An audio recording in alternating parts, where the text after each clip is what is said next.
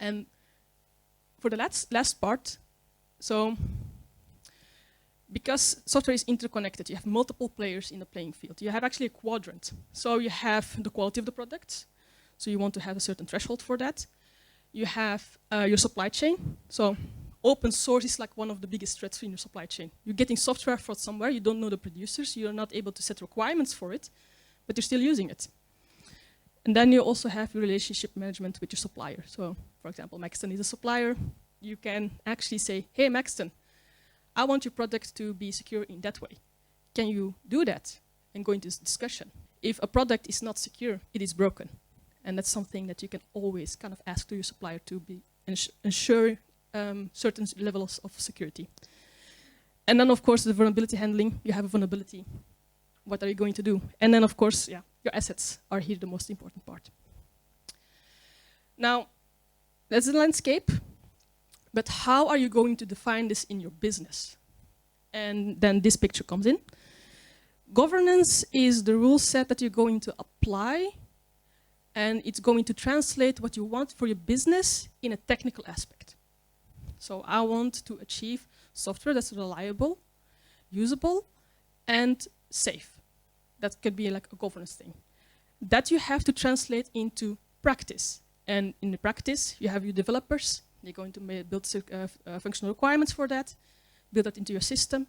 And then, of course, in the middle, software is alive. It continuously evolves. So you have a lifecycle management thing. So it's continuously, the business is also evolving. So you're continuously changing, revising, looking.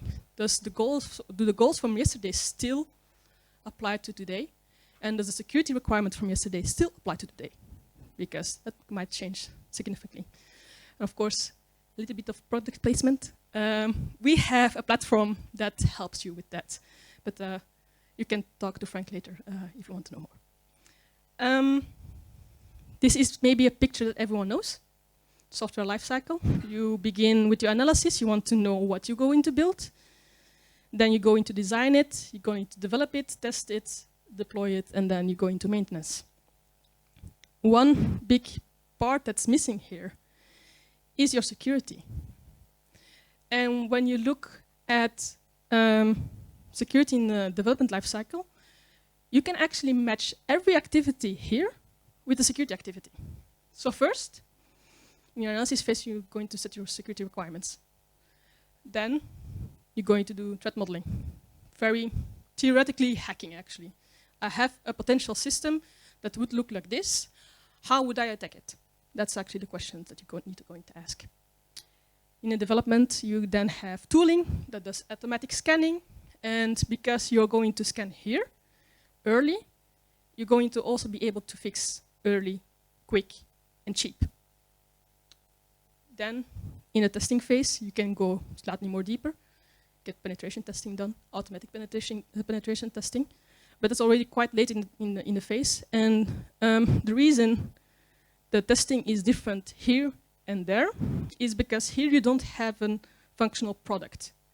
So you need to have static analysis looking at your code. Here you have something functional. So you can actually deploy it and imitate an attack. So that's why the difference is between those two. Then in deployment, of course, you're not going to stop. You're continuously going to monitor.